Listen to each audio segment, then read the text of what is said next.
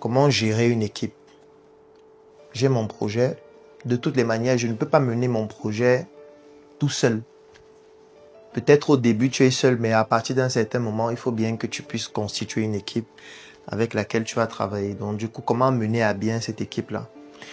En réalité, il y a beaucoup d'astuces, il y a beaucoup de techniques. Je vais juste partager quelques-unes qui pourraient vous être utiles et que vous pourriez utiliser. Déjà un projet?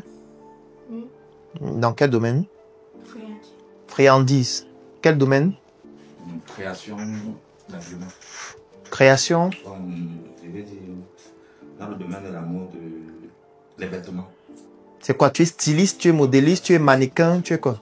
Mannequin, d'accord. Styliste, modéliste. Un projet déjà? D'accord. Une équipe? Est-ce que tu travailles avec des gens ou tu es seul? Au moment, je suis seule. Seul. Deux fois, je travaille. Donc de manière ponctuelle. Oui, une équipe déjà? Une équipe, combien de personnes? 4 personnes. Une équipe? Je ne pourrais pas dire que j'ai une équipe, mais j'ai des gens qui peuvent m'aider. D'accord, qui peuvent intervenir de manière ponctuelle, c'est ça? Oui.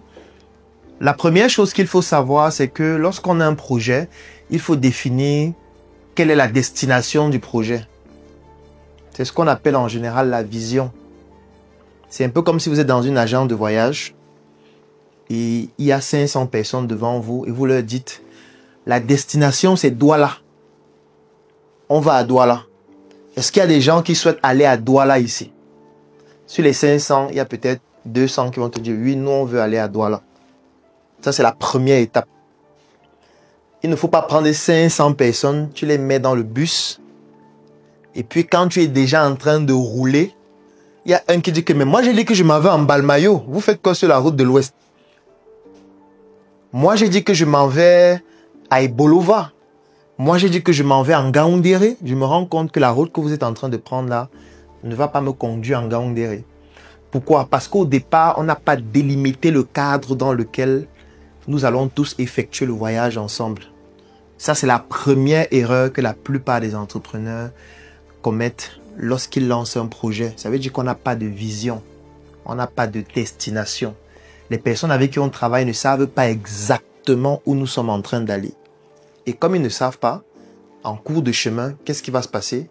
Il y aura des conflits tout le temps. Il y a des gens qui vont dire que vraiment, garer le bus, moi je descends. Parce que là où on est en train d'aller là, ça ne correspond pas à la destination que moi je souhaite avoir pour ma vie. Ou alors pour mon idéal. Donc ça c'est la première chose à faire. Parce que parfois vous allez entendre dans les vidéos, il faut avoir la vision, il faut avoir la vision. Moi je n'aime pas utiliser les termes juste comme ça sans que vous ne puissiez avoir une image précise de ce que ça signifie. Donc dites-vous, mon projet c'est comme un voyage. Pour effectuer ce voyage, j'ai un moyen de transport qui peut être une moto, qui peut être une voiture, qui peut être un bus, qui peut être un train, qui peut être un avion, ainsi de suite. Pour que les gens puissent entrer dans mon moyen de transport, afin qu'ensemble nous puissions voyager, il faudrait qu'au départ on sache où on va. Si tu veux aller à Bafoussam, tu sais qu'il y a des agences de voyage pour Bafoussam. Si tu veux aller à Douala, il y a les agences de voyage pour Douala. En fonction du temps que tu veux mettre en route, tu vas choisir le moyen qui correspond à ce temps. Soit tu vas choisir l'avion, soit tu vas choisir ton véhicule personnel, soit tu vas choisir un bus. Et même les bus, tu vas choisir en fonction du standing que tu recherches. Peut-être le VIP, le classique, les OPEP en route. Donc, c'est à toi de définir avec suffisamment de précision au début la vision du projet. Dès que tu as défini la vision, tu dois la matérialiser.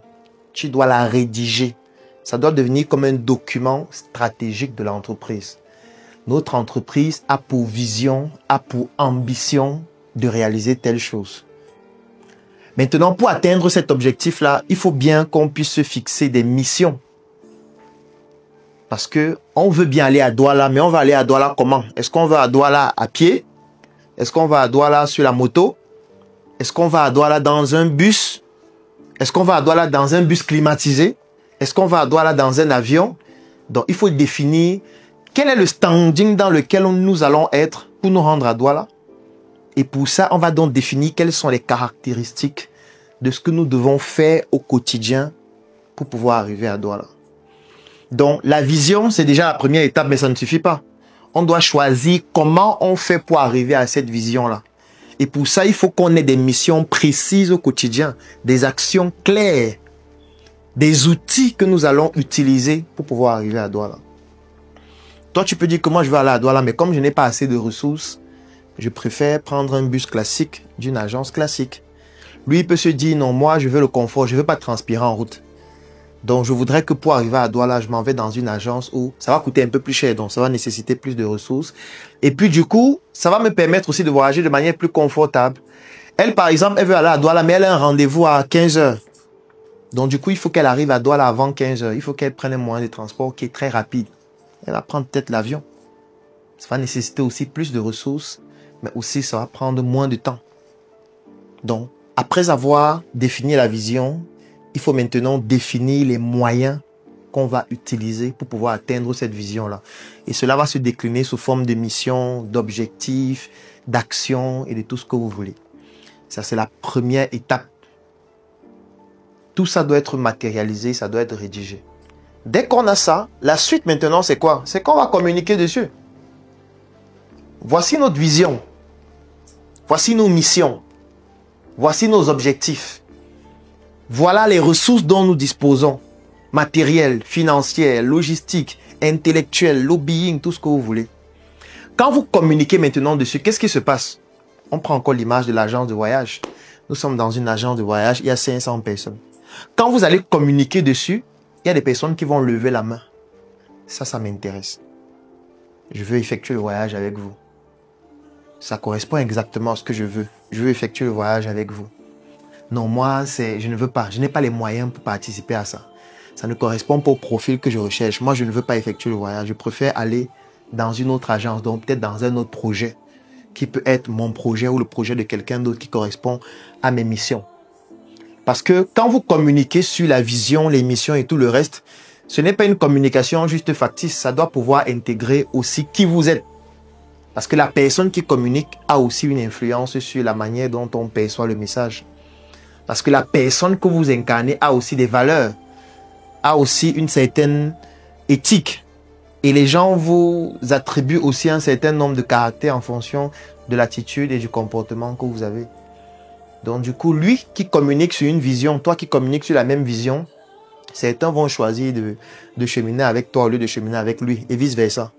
Peut-être parce qu'on va estimer que non, lui, il n'incarne pas assez cette vision-là. Nous, on trouve que toi, tu le fais mieux. Ou alors d'autres vont choisir de travailler avec lui parce que c'est un homme, il est charismatique. D'autres vont choisir de travailler avec elle parce que peut-être ils estiment qu'elle a plus de ressources pour pouvoir les mener à cette vision, et ainsi de suite. Donc, le choix va maintenant se faire en fonction des valeurs de chacun et surtout en fonction de ce que vous auriez pu présenter de manière persuasive. Jusque-là, on comprend. Ça veut dire que pour bien gérer une équipe, il faut d'abord bien la sélectionner. Parce que vous ne pouvez pas avoir une équipe de foot où on a ramassé les gens à, je sais pas, à Ebolova, qui se battaient aussi là. Et on vous a envoyé 23 personnes comme ça. On vous dit aller en Champions League ou aller à la Coupe du Monde. Et après, en Coupe du Monde, on te dit, ok, voici les techniques pour bien gérer ton équipe. Non. La sélection n'a pas été bien effectuée au début. Donc, tu ne peux pas faire la magie avec des gens qui ne comprennent même pas d'abord pourquoi ils sont en Coupe du Monde. Donc, ça, c'est un élément très important. La sélection, je vais vous expliquer comment on sélectionne. Vous comprenez donc pourquoi il est important de communiquer sur son projet. Bien sûr, vous n'allez pas communiquer sur tous les aspects. Il y a des aspects sur lesquels vous n'allez pas communiquer parce que ce n'est pas nécessaire que n'importe qui ait accès à ces informations. Mais au moins, la vision, on doit savoir. La mission ou les missions, on doit le savoir. Les objectifs, on doit le savoir. Parce que quand vous communiquez dessus, ça permet d'effectuer un filtre. Et ça permet de définir directement ceux qui vont vous suivre. Et ceux qui vont estimer que non, ce que vous faites là, ça ne nous correspond pas. Donc ça, c'est 90% du chemin. Si vous avez déjà bien effectué la sélection des personnes qui doivent intégrer votre projet, vous avez fait 90% du travail. Parce que la suite sera beaucoup plus simple. Parce que regardez toujours l'image. On était à l'agence de voyage. Maintenant, vous avez déjà fait tout le travail. Ils sont déjà dans le bus. Dès qu'ils sont dans le bus, qu'est-ce qu'il faut faire? Il faut voyager. Pour voyager, il faut d'abord se rassurer. Est-ce que le bus a les ressources nécessaires? Donc, on va effectuer un contrôle. Est-ce qu'on a assez de carburant? Est-ce que le chauffeur qui est au volant là, Est-ce qu'il est compétent? Est-ce qu'il peut vraiment conduire en sécurité et nous mener à bon port? Est-ce que nous avons suffisamment de place pour prendre les personnes qui doivent entrer dans le bus? Est-ce qu'on a assez de ressources? Si le voyage va durer, est-ce qu'on a de quoi manger en route? Est-ce qu'on a de quoi boire? Est-ce qu'on a de quoi se satisfaire si quelqu'un veut faire ses besoins? Donc, on va analyser maintenant les ressources disponibles. Dès qu'on a tout analysé, on se rend compte que c'est bon. Qu'est-ce qui se passe maintenant? On commence le voyage. Quand je dis analyser les ressources, ça veut dire que vous allez quand même checker le profil de chacun. Que bon, toi, qu'est-ce que tu peux apporter? Quelles sont les connaissances que tu as? Quelles sont tes compétences? Qu'est-ce que tu pourras apporter durant le voyage pour que le voyage soit optimal? Toi, qu'est-ce que tu apportes? Toi, qu'est-ce que tu apportes? Ensemble, comment est-ce que on s'organise? Qui sera le chauffeur? Qui va être celui qui va s'occuper de la nourriture? Qui va être celui qui va se rassurer que tout le monde est vraiment posé, fait ce qu'il doit faire? Qui doit contrôler le travail des autres? Donc, on va évaluer chacun, définir les rôles et dès que c'est fait, on démarre. Sauf que quand on démarre, c'est un processus. Ça veut dire qu'on roule pour arriver à Douala. On ne reste pas au point initial. Ça veut donc dire que chacun dans le bus doit pouvoir progresser. On quitte d'un point A à un point B, d'un point B à un point C, d'un point C à un point D, ainsi de suite. Donc, dans le projet, il faudrait que chacun ait ce qu'on appelle un profil de carrière. Il faut que chacun progresse d'une manière ou d'une autre. Il faut que quelqu'un qui est arrivé dans le projet en janvier, en décembre, se rende compte qu'il a progressé peut-être en termes de connaissances, en termes de compétences, sur le plan financier, sur le plan relationnel, sur le plan de sa confiance en lui-même. Il faut que chacun progresse. Donc, toute personne dans un projet doit avoir un profil de carrière. Il faudrait qu'on définisse exactement que quand tu entres dans le projet en fonction de tes résultats, tu passes à tel niveau, après tel niveau, tu passes à tel niveau, ainsi de suite. Ça montre qu'on est en train d'effectuer le voyage ensemble. Ce n'est pas comme s'il y a une seule personne qui progresse et les autres restent en retrait. Parce que quand les autres restent en retrait, ils se posent la question, mais c'est comme si on nous a laissé à l'agence et eux, ils sont en train de voyager seuls. Donc du coup, ça va pousser les gens à se remettre en question et à se dire, est-ce que c'est nécessaire de continuer? Dans le voyage, c'est une expérience que chacun doit vivre. Ce ne sera pas forcément la même expérience pour tout le monde, mais au moins chacun doit voir comment il est en train de progresser dans ce qu'il fait. Donc, il faut définir un profil de carrière. Il faut parfois s'arrêter. Vous voyez, parfois quand on voyage, surtout quand le voyage est long, on s'arrête. On sort un peu, on marche, on essaie de se dégourdir les jambes parce que voilà, peut-être on est resté assis trop longtemps. Il y a déjà le sang qui est coagulé partout au niveau de votre fessier, au niveau des jambes, et ainsi de suite. Donc, ça veut dire qu'il y a des moments où on se relaxe un peu parce qu'on a beaucoup travaillé. Il y a des moments où on s'évade un peu. Il y a des moments où on fait des retraites même avec son équipe. Il y a des moments où on va en congé. Il y a des moments où on va effectuer des méditations pour essayer de resetter le cerveau. Parce que c'est épuisant. Donc, il y a des moments de pause, des moments de réflexion, des moments de remise en question. Et ça se fait toujours en équipe. Dès qu'on a fini de le faire pendant un temps, on rentre encore dans le bus et on continue le voyage. Mais maintenant, la particularité d'un projet, c'est quoi? C'est que quand on va arriver à Douala, il y a certains qui vont descendre du bus et partir. C'est de leur droit. Parce qu'ils sont arrivés à Douala. Leur objectif était d'arriver à Douala. Vous êtes déjà à Douala. Mais pourquoi vous voulez qu'il continue le voyage avec vous? Lui, il est déjà à Douala. Donc, il va descendre du bus. Il va stopper un taxi ou une moto. Et il s'en va où il voulait aller depuis le début. Parce que vous, votre chemin ne continue pas là où lui veut aller. Donc, du coup, vous lui avez permis d'arriver à Douala. Et après, Douala, lui, prend un autre chemin. Vous ne devez pas lui en vouloir. Parce que pendant le voyage de Yaoundé à Douala, il a aussi beaucoup apporté. Il a contribué, il a donné des idées, il aidait aussi des gens, il a apporté son intelligence, son réseau, son relationnel. Sauf qu'on est arrivé à Douala et il a un autre chemin à prendre. Donc, qu'est-ce qu'il fait? Il descend du bus, il s'en va. Donc, dans votre projet, il y aura des personnes qui vont s'en aller. Et vous ne devez pas leur en vouloir parce qu'ils ont arrivé, ou du moins ils sont arrivés à un moment donné où ils ont déjà atteint avec vous leur destination et ils doivent continuer sur un chemin qui n'est pas forcément le vôtre, donc il faut qu'ils continuent sans vous.